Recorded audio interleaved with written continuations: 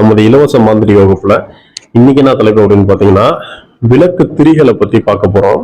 எப்பயுமே நம்ம மாந்திரிக தொழில் நம்ம செய்யறோம் அப்படின்னா நமக்கு ப்ராப்பரா அடிப்படையில இருந்து சில விஷயங்கள் தெரிஞ்சா மட்டும்தான் நீங்க உயர்நிலை போகும்போது உங்களுக்கு சில விஷயங்கள்லாம் கை கொடுக்கும். நீங்க உயர்நிலை மாந்திரிகங்கள் எவ்வளவு கத்துக்கிட்டாலும் ஒரு சின்ன விஷயத்துல தோத்துருவீங்க. அது நீங்க எங்க தேடி பார்த்தாலும் கிடைக்கவே கிடைக்காது.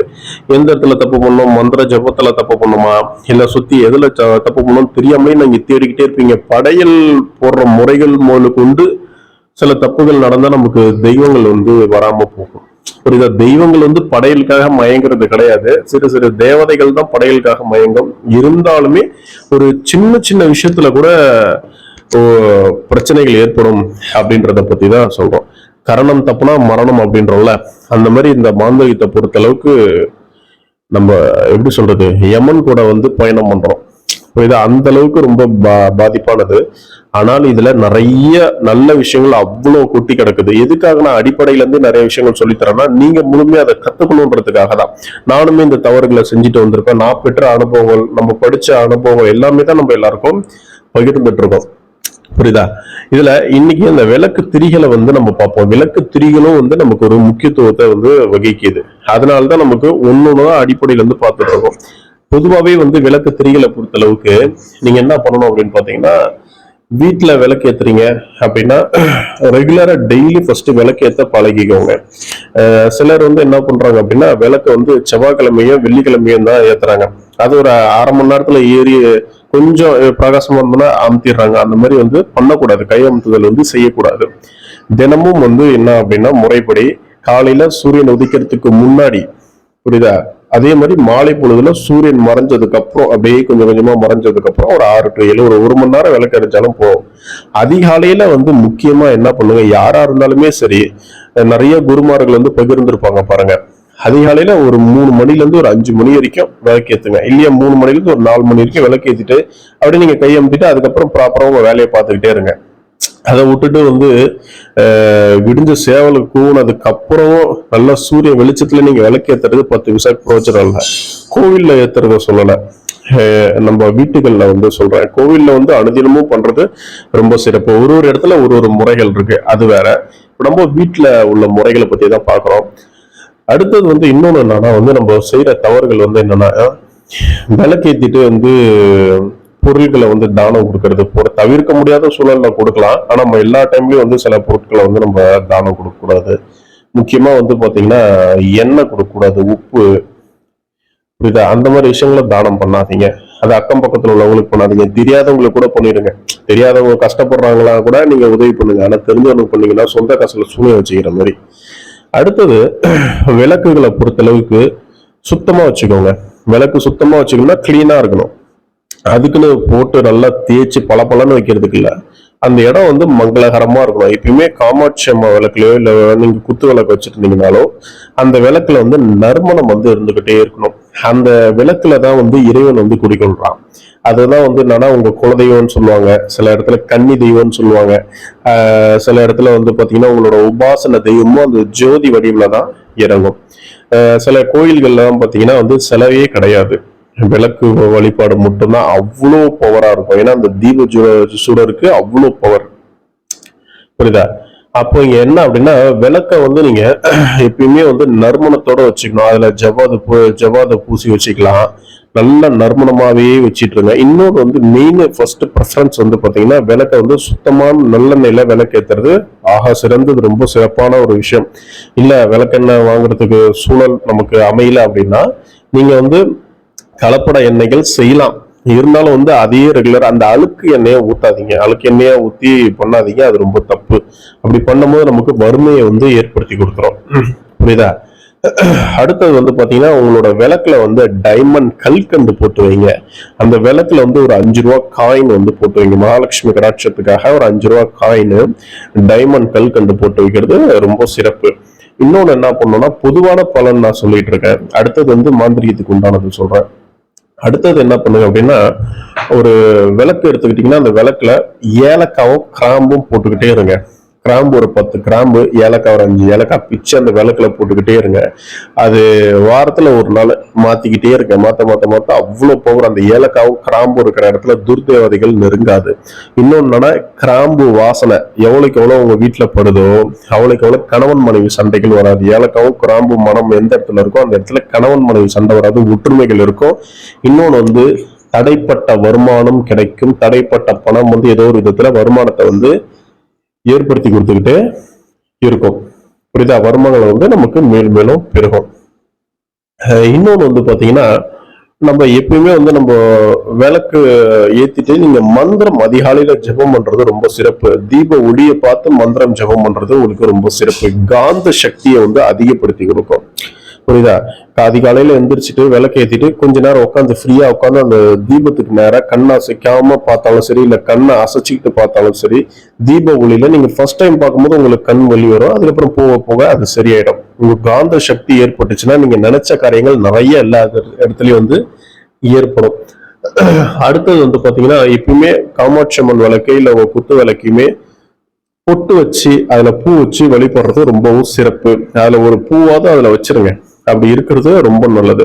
இப்போ இன்னொன்னு வந்து பாத்தீங்கன்னா, இப்ப நம்ம அஷ்டகர்ம மாந்திரிகங்களுக்கு உண்டான திரிகளை வந்து நம்ம பார்ப்போம். இப்ப நம்ம மாந்திரிக தொழிலை பொறுத்தளவுக்கு ஒன்னொன்னுத்துக்கும் ஒரு ஒரு விதமான திரிகள் வந்து நமக்கு கண்டிப்பா தேவைப்படும். அதை பத்தி தான் நம்ம இப்போ பார்க்க போறோம். இந்த திரிகள் வந்து பாத்தீங்கன்னா, முதல் வந்து நம்ம வசியம், மோகனம், ஆகர்ஷணம், இந்த மாதிரி பணம் சம்பந்தப்பட்ட வசிய மந்திரங்கள் ஜெபம் பண்றதா இருந்தாலும் சரி, பொதுவாகவே உங்களுக்கு ஜனவசியம், ராஜவசியம் இந்த மாதிரி நீங்க ஜெபம் பண்றதா இருந்தாலுமே சரி, உங்க விளக்குல வந்து என்ன பண்ணுங்க அப்படின்னா, தாமரத்தண்டு இருக்கு பாத்தீங்களா, தாமரத்தண்டு திரி வந்து நீங்க போட்டு ஜெபம் பண்ணீங்கன்னா உங்களுக்கு உடனடியா வந்து இந்த விஷயங்கள் எல்லாமே இழுத்து கொண்டு வந்து கொடுத்துரும். உங்களுக்கு ஒரு காந்த சக்தி, வசிய சக்தியை வந்து ஏற்படுத்தி கொடுக்கும் அப்படின்றது இருக்கு. அடுத்தது இன்னொன்று வந்து பித்ரு தோஷங்கள் வந்து நமக்கு நீங்கிறதுக்கு, உடனடியா நமக்கு பித்ரு ஆசீர்வாதமும் தோஷங்கள் நீங்கிறதுக்கு சில முறைகள் இருக்கு. விளக்கு திரி முறைகள்ல என்ன அப்படின்னா, வாழைத்தண்டு திரி இருக்கு பாத்தீங்களா, வாழைத்தண்டு திரியும் வெள்ளருக்கன் திரியும் ஒன்னா சேர்த்து நீங்க விளக்கு போட்டாலுமே உங்களுக்கு அந்த பித்ரு தோஷங்கள் நிவர்த்தி ஆகிறதுக்கான ஒரு வழியை ஏற்படுத்தி கொடுக்கும். புரியுதா? ஒரு பித்ரு தோஷம் இத்தனை காலங்கள் நிவர்த்தி ஆகாம இருந்தோம்னா நிவர்த்தி ஆகிறதுக்கான வழியை வந்து நமக்கு ஏற்படுத்தி கொடுக்கும். இன்னொன்று வந்து அதை தனியாகவும் போடலாம். வாழைத்தண்டு திரி நீங்க ரெகுலரா தனியா போட்டுக்கிட்டு இருந்தீங்கனாலும் உங்க குலதெய்வ சாபம், பித்ரு சாபம் விலகும். அது மட்டும் இல்லாம நீங்க வெள்ளை இருக்க திரி இருக்கு பாத்தீங்களா, கடையிலேயே கிடைக்குது, வெள்ளை இருக்க நார் மாதிரி கிடைக்குது. அதை வாங்கி நீங்க விளக்கு போட்டீங்கன்னா கூட பொதுவாகவே வந்து வீட்டுல உள்ள தர்த்தரங்கள் விளக்குது. அது மட்டும் இல்லாம இந்த செய்வன சம்பந்தப்பட்ட பிரச்சனை, எதிரி சம்பந்தப்பட்ட பிரச்சனைகள் எல்லாமே விலகிறத நீங்க கண்கூடையே பார்க்கலாம். அது மட்டும் இல்லாம இப்போ இந்த சிகப்பு திரி அப்படின்னு சொல்லிட்டு கடையில விற்கிது. அது ஒரிஜினல் இல்லதான், இருந்தாலும் அது கலர் தான், எல்லாமே கலர் தான்.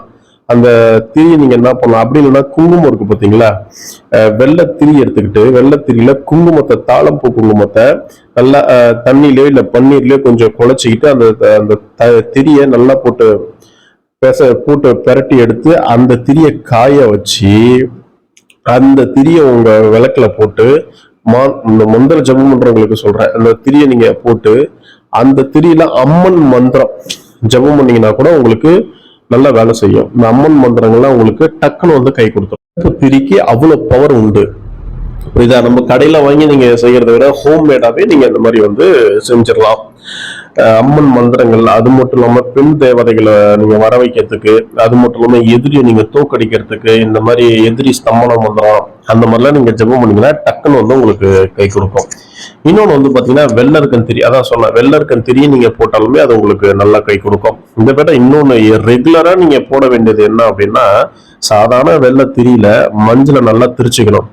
மஞ்சள் நல்லா போட்டு அதில் பன்னீர் நல்லா குழைச்சி இந்த மஞ்சள் திரியை வந்து நல்லா ஒரு 10-15 திரியை போட்டு நல்லா பிசைஞ்சு காய வச்சுட்டு அது தினமும் இந்த திரி காலியாக இந்த திரியில ஜவ்வாதெல்லாம் போட்டு பிசைஞ்சு வச்சிருங்க. அந்த மாதிரி பண்ணீங்கன்னா கூட ரெகுலரா மகாலட்சுமி கடாட்சமும் இருக்கும், தரித்திரமும் விலகும். அந்த இடத்துல வந்து நல்லா உங்க தெய்வங்கள் வந்து வசப்படும்னா அந்த இடத்துல தெய்வங்கள் வந்து அமர்ந்து நமக்கு வழி கொடுக்கும். சரியா? அடுத்தது வந்து இந்த வேலிப்பருத்தி திரின்னு ஒண்ணு இருக்கு. அந்த வேலிப்பருத்தி திரி எதுக்காக அப்படின்னு பாத்தீங்கன்னா, சும்மா தெரிஞ்சுக்கிறதுக்காக தான் சொல்றேன், அதை பயன்படுத்தி பார்க்காதீங்க. எதிரியை அழிக்கிறதுக்காக.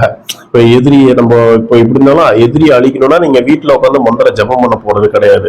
வெளியில எடுத்துட்டு போயிட்டு அந்த பேதனம், உச்சாடனம், மாரணம், இந்த மாதிரி ஸ்தம்பன காரியங்களுக்கு எல்லாமே நீங்க வெளியில ஒரு அகல் விளக்க வச்சுதான் பூஜை பண்ண போறீங்க.